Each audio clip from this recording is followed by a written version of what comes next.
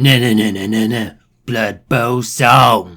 Hello, I'm Richard Castlevania, and this is the recap for Week 2 BigO Division 5. You know, it's lucky. I lost my voice and was very nearly unable to do this recap. I would have had to publish this work of art in print, which we all know would have been terrible because 1. Print media is deader than Bruce Oakman's Kislev, and 2. It is widely known that no one in BigO can read. Anyway, let's move on to the games. In 5's, the Snake Eaters, against all odds, win their bye against the admins, putting them in 4th place and snatching a wrestle lineman to boot. If he keeps on going like this, he may even have a full rookie team to play with by the end of the season. Though he has kept his movement busted catcher and armor busted lineman, so I doubt it. Top of the Branches beats Counting with Dead Elves 3-2, which made sense partly because Branches has strip ball, a tree, a catcher over their opponent, but mostly because Linen is more useless than a strength busted Niggled Croxigore. Branches stays in 1st place, but now shares it with the Chorfs, and Dead Elves drop from 5th to last. Branches ran a little light on the pals for the game, but it wasn't an issue as a couple of key KOs came in the first few turns of the second half, allowed Goran to stroll a War Dancer home for the win. For development on the Branches, the War Dancer Don't Pine For Me Argentina gets tackle, and a Line Elf rolls strength increase but sensibly takes guard. On the Dead Elves, the Line Elf 7 rolls strength as well, and YOLO straight into it because Linen let a bunch of other coaches convince him if he didn't take the strength, Nuthful would punish him. Staunch Defenders and Van Swords on tour tie 1-1. Now I usually hate ties, but to quote Yasmir, "Without the world drawing against dwarfs is a win." So with that reasoning, I tipped this one correctly. Staunch Defenders go from last to 6, and Vans drop from 2nd to 3rd.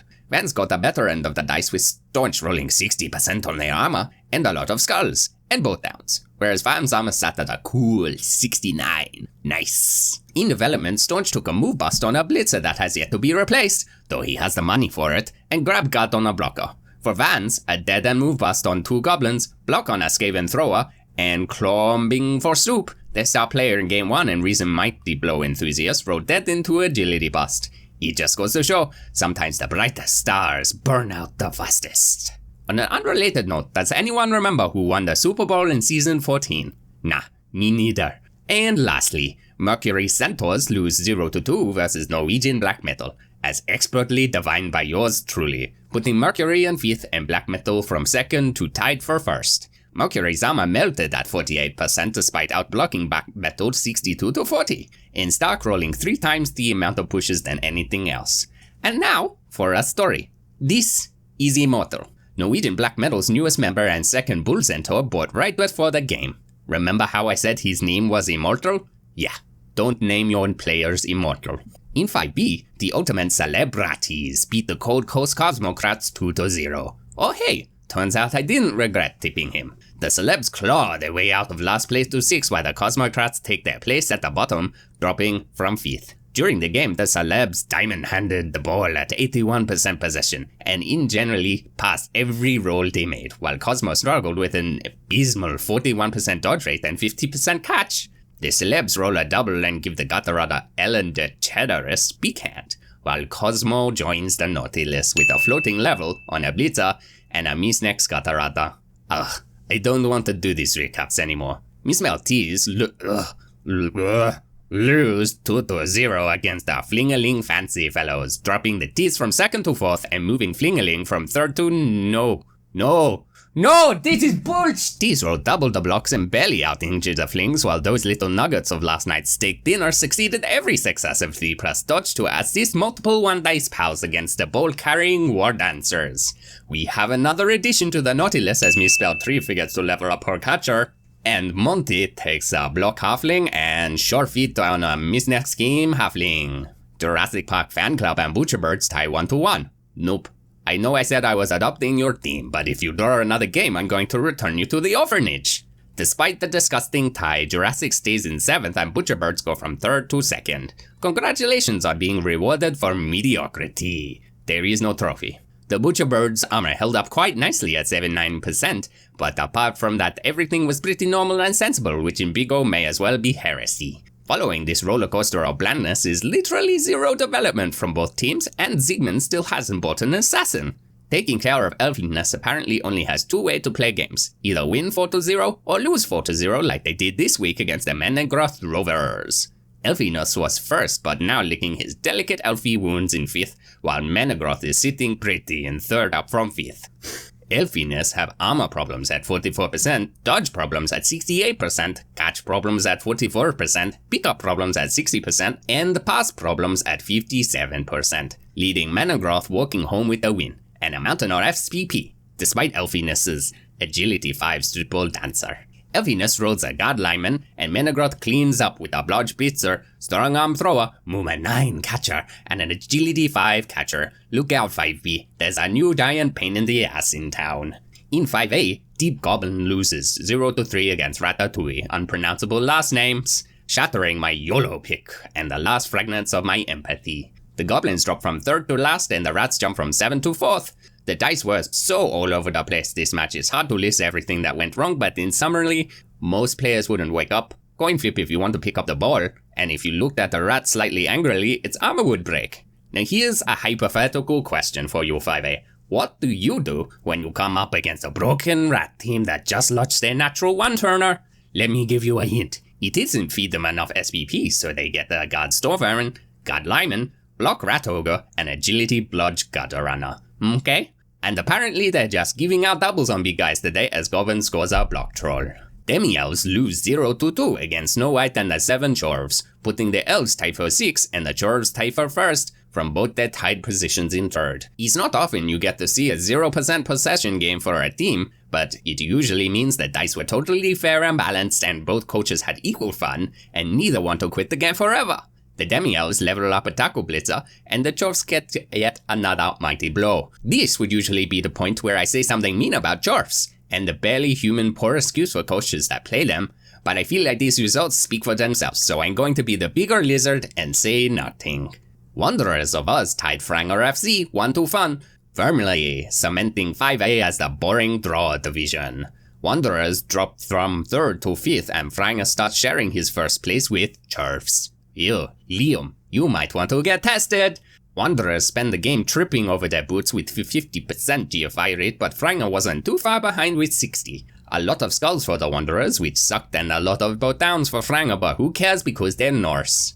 Franger now has the Blodge Runner, and the Wanderers lose a Kick Lyman, immediately trying another, take miss next on their Witch, and get their second strength increased, this time on a Line Elf. What sort of dumbass takes strength up on a rookie Line Elf? We literally just talked about draws. Stop, he's unseemly. And look, you didn't even kill anything to make up for it. Apart from a miss next each, Human Thrower and Nogorata, it's like this game never happened. Fine, I'll talk about it. Noggle punched a lot and the Ogre was useless for a third of the game. There, are you happy? What tribe moved up from last to 7th, but only because they were bailed out by goblins. And teams dropped from 2nd to 3rd because of touchdown differential. And now, for my always correct, super unbiased predictions. I wouldn't want to play against dwarves with a broken Kislev team. Staunch will win this one as long as they remember Kislev can get anywhere as long as they roll moderately well. Which Kislev rarely does. Top of the Branches has Strip Ball War Dancer, which means even a Bull Centaur Ball Carrier is not going to be much of a problem. Gorin has beaten Vanilla Dwarfs, let's see if he can repeat against some strawberry flavored ones. The coaches of Van's Warpstone Tour and Counting with Dead Elves played 5 Scrim games prior to Season 16. They did not go well for the Elves. The prevailing theory for the upcoming match from both coaches is that both teams will be irreparably crippled for the rest of the season. History is destined to repeat itself, so I'm tipping Underworld. The problem with playing lizards against rats, if you make one mistake, the rats will kick you in the cloaca and immediately score a touchdown. Don't make a mistake, noob. The orphanage awaits. Wood Elf Mirror match time. Misspelled Tree has a Grab Tree, an extra catcher, a Wrestle over Synergy, whereas Synergy has Elfbreak Hotel, the edgy 5 Strip Dancer, 2 extra block, and a guard. I'm going to call this for Elfiness partly because the team, but mostly because Tree lost to Halflings and is now dead to me. Menegroth has gone Super Saiyan since their last match, but Celebrities has some amazing retrieval options with 2 Wrestle Gutter runners, a Movement 10 Gutter, and Big Hand. And you know what they say about big hands, wink wink. Stinky Rodents for the win. I am torn.